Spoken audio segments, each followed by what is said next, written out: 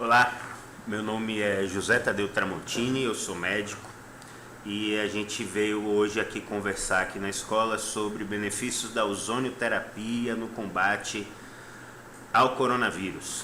A ozonioterapia é uma terapia muito antiga, não é uma novidade, tá? A gente tem uma aula curta, não vou contar toda a história, mas é uma terapia muito antiga, começou ainda no século XIX, no início do século XX, na Primeira Guerra Mundial, já era usada para tratamento de feridas.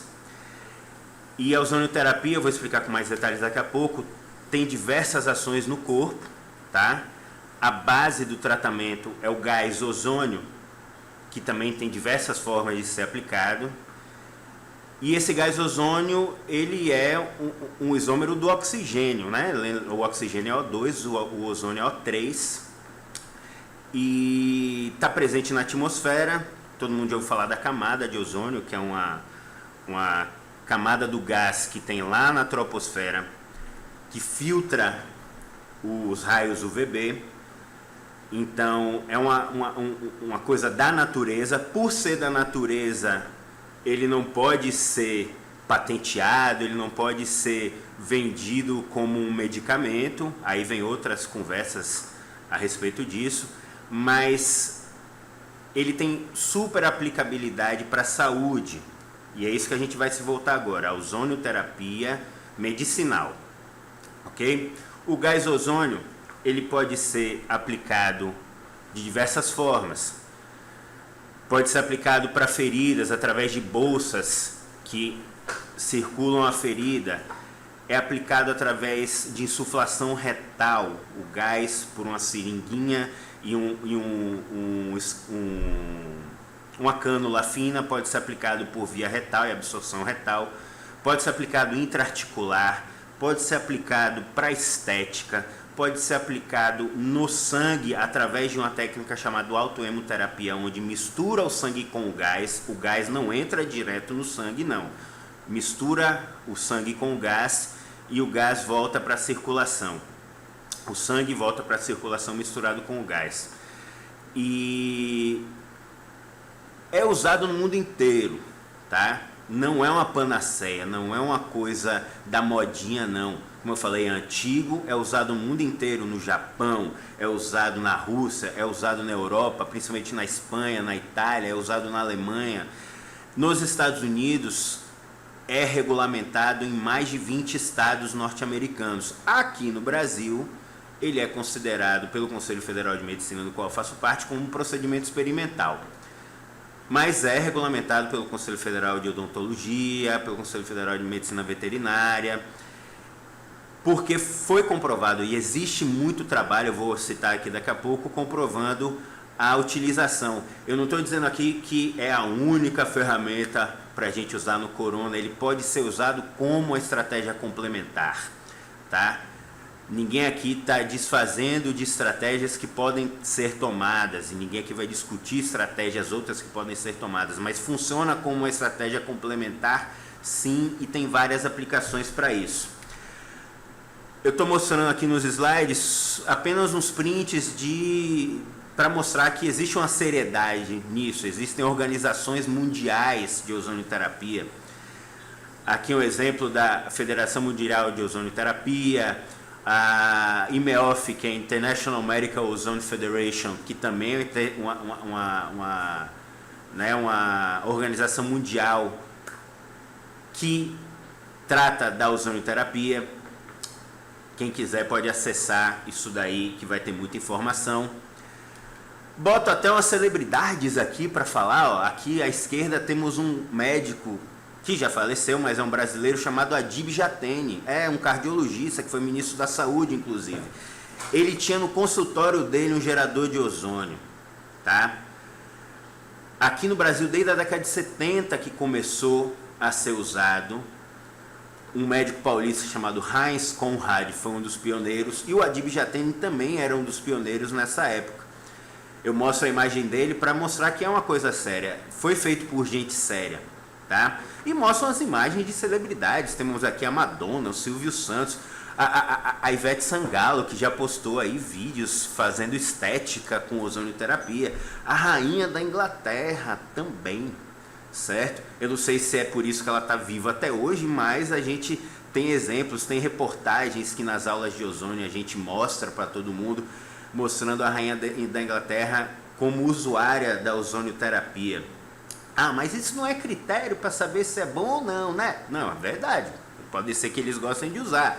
Mas eu quero mostrar como funciona, tá? Vamos a um princípio básico, que é a inflamação crônica, certo? Nessa época de Covid, a gente vê que os que têm um pior prognóstico são aqueles que são pré-inflamados. Obesos, diabéticos, hipertensos, paciente com câncer.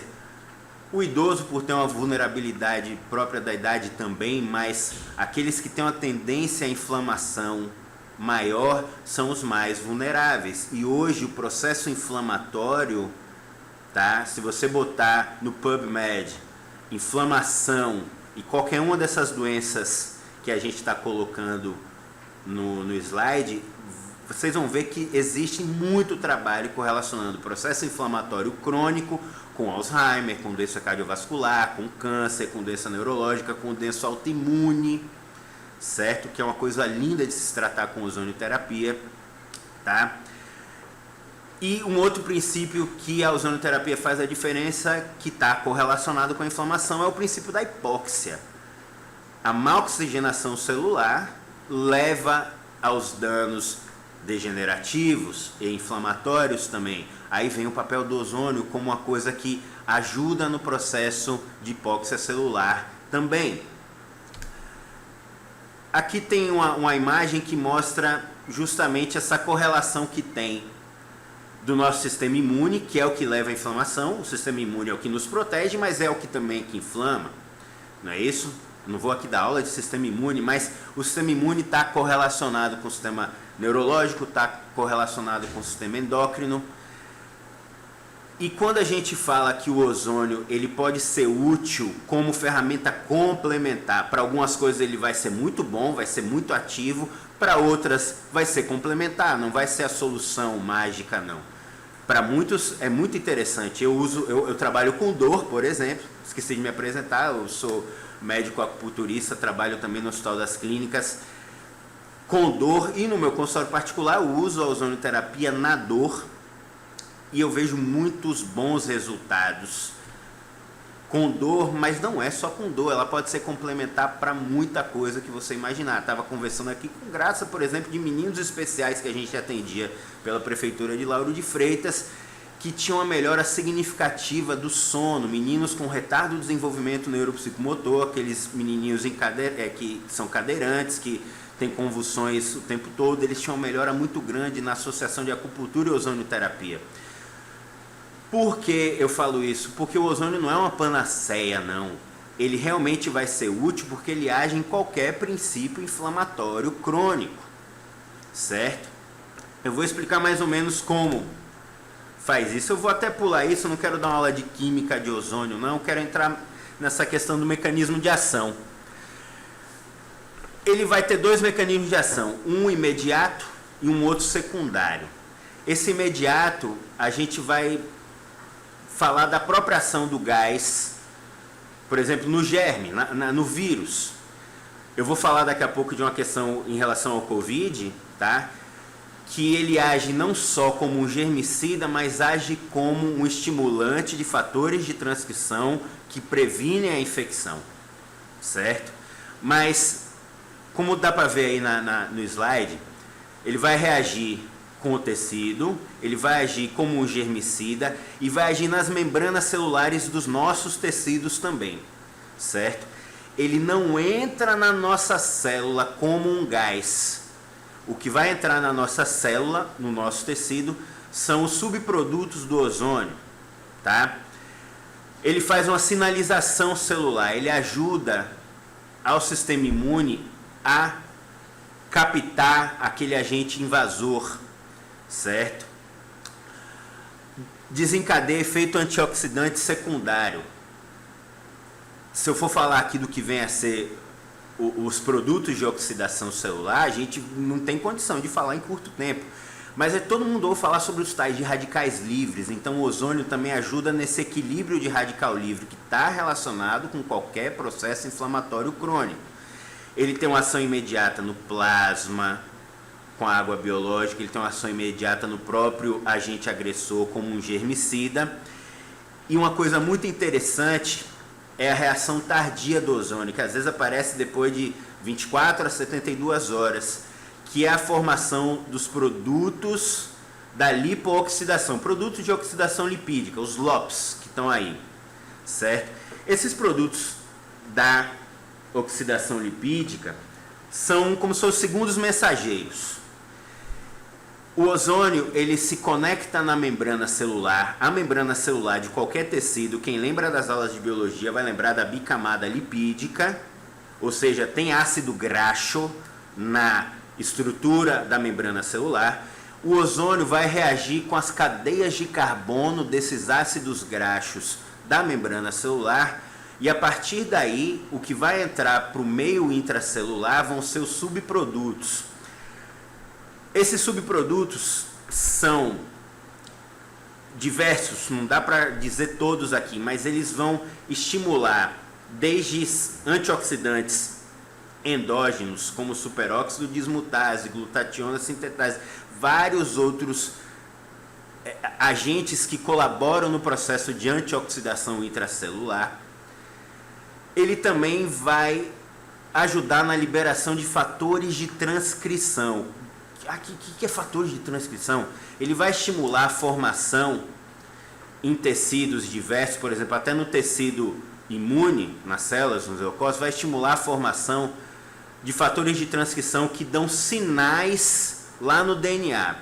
Ele vai estimular enzimas, tá? Então ele é um estimulante enzimático, enzimas que vão facilitar o processo intracelular de produção de novas células imunes, vai ajudar no processo de oxigenação. Ele tem um fator importantíssimo nos eritrócitos, nas células, nos glóbulos vermelhos, no que se diz respeito a melhorar a perfusão de oxigênio, tá?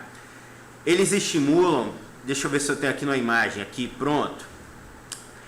Aqui embaixo, ó, quando está escrito aqui, balanço, equilíbrio, oxidante, eles estimulam esse NRF2, é um fator eritróide, certo, nuclear. Ele estimula isso daqui, que é um fator de transcrição para a produção de células no sistema imune. E esse fator NRF2 aqui, que eu estou apontando aqui no desenho, ele tem estudo que eu vou mostrar daqui a pouco, que mostra que esse NRF2 se conecta à enzima conversora de angiotensina 2, que é o receptor do COVID, então ele bloqueia o receptor do COVID. Isso é estudo que eu estou falando, viu gente? Eu li em artigo, eu não estou falando aqui algo da minha cabeça não, eu li em artigo, e essa imagem é um resumo de várias coisas que ele pode fazer, tá? Como eu falei, ele pode agir como um germicida no vírus, mas age através de reações enzimáticas, melhorando o balanço de fatores de transcrição que ajudam o sistema imune a prevenir o vírus. Então aqui, a gente indo para a esquerda, temos imunomodulação, certo? Melhora a produção de resposta inflamatória. Como eu falei, estimula enzimas que vão estimular fatores de transcrição, que vão ajudar na produção de interferon, de TNF, de interleucina 2, que vão ser agentes nessa resposta imune em defesa ao vírus, tá? Produção de macrófagos, certo? Ação anti-inflamatória, então ele age dentro do sistema imune, no sistema de ataque com as interleucinas, e também age no sistema anti-inflamatório, no sistema de reparo, que é função do sistema imune também. Para quem gosta de fazer analogia com soldadinhos, o sistema imune tem soldados que atacam os vírus e tem soldados do processo de reconstituição tecidual, que dependem de uma boa oxigenação e que dependem de uma boa nutrição também, certo? Eu não vou entrar aqui no assunto da nutrição, mas, por exemplo, o nosso sistema imune depende de todos os micronutrientes bem balanceados para formar esses soldadinhos do sistema de reparo imune. Precisa de ômega 3, precisa de várias vitaminas do complexo B, mas não vou entrar nesse detalhe agora, tá? Aqui, ó, ação contra bactérias, que estimula a oxidação de fosfolipídio e lipoproteínas da bactéria. Feridas, que foi uma das primeiras coisas a ser usadas do ozônio, desde a Primeira Guerra Mundial, os alemães usaram isso daqui, certo? Como tratamento de feridas. E o mais importante da gente falar é justamente esse combate ao vírus. Gente, não dá para explicar com detalhes bioquímicos como funciona tudo isso, porque a gente tem que voltar a lembrar do básico da bioquímica, lá dos compostos orgânicos, de como é que o oxigênio vai reagir com os ácidos graxos, nas suas cadeias duplas de carbono. A partir daí vão gerar os subprodutos que vão agir na célula, certo? Não dá para explicar tudo do ozônio aqui. Esse quadro eu gostei muito, eu copiei ele de um artigo que resume as diversas funções que o ozônio pode agir. Por isso que ele é recomendado para muitos problemas, não é só para vírus, não é só para dor, que é o que eu mais trabalho, mas ele é recomendado para o metabolismo, ele é recomendado para problemas relacionados à anemia, por exemplo. Só não pode estar usando em quem faz suplementação de ferro. Tem algumas contraindicações, foi bom até eu lembrar disso. Ele tem algumas contraindicações? Tem. No paciente em choque severo, óbvio que a gente não vai passar, não vai fazer aplicação de ozônio. Nos pacientes onde existe um risco cardiovascular iminente, óbvio que a gente não vai usar isso. A gente vai usar o ozônio no paciente que é estável e que algumas contraindicações laboratoriais também não nos permitem. Por exemplo, paciente que tem hemocromatose, paciente que está fazendo suplementação de ferro, também não é legal fazer suplementação de ferro e cobre, devido à ação enzimática. Como eu falei, uma bioquímica é muito interessante. O ozônio ajuda lá no ciclo de Krebs ao processo de fosforilação oxidativa do ADP em ATP. Gente, quem fez faculdade de medicina aqui na Bahia e tinha um professor chamado Dr. Erlon, vai lembrar porque ele dizia que fora da bioquímica não tem salvação, porque o ozônio mexe na bioquímica de todas as enzimas que você imaginar. É muita enzima que esse oxigênio ajuda a melhorar as funções, tá?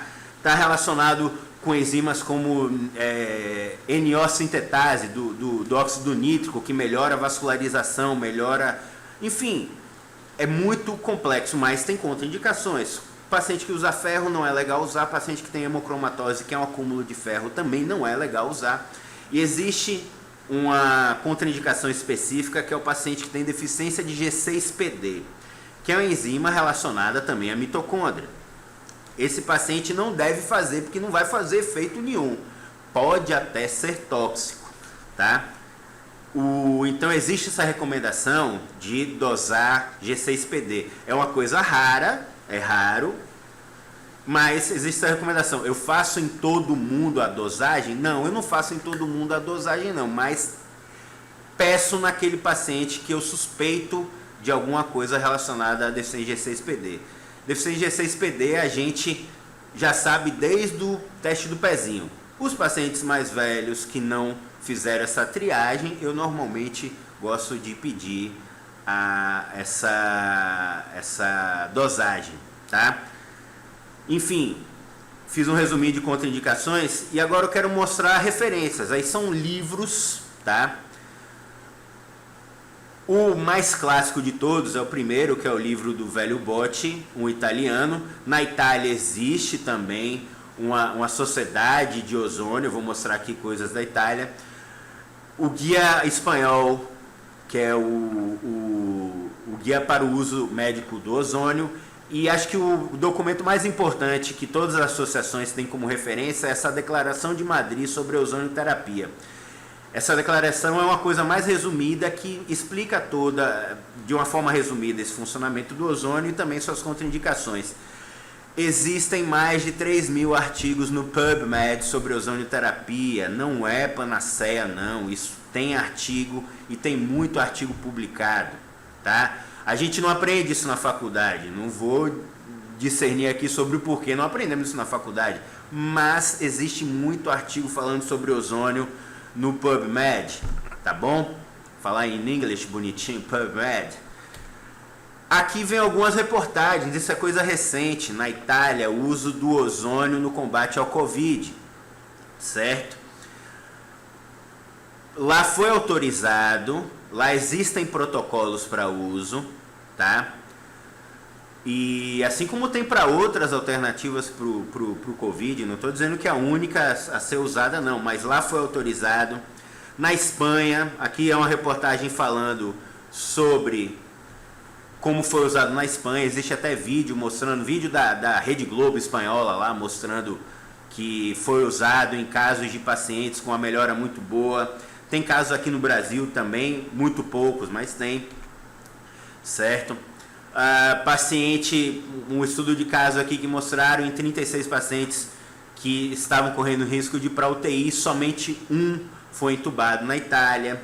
E aqui são artigos, tá, de revistas técnicas científicas, por exemplo, International Journal of Molecular Science, o papel do NRF2, que é um antioxidante celular, na resposta ao ozônio. O ozônio estimula a produção desse NRF2, certo? Que ele é um fator de transcrição, que ajuda na defesa e que ele bloqueia. Tem um outro estudo aqui falando, esse daqui, não, é um outro, esse, falando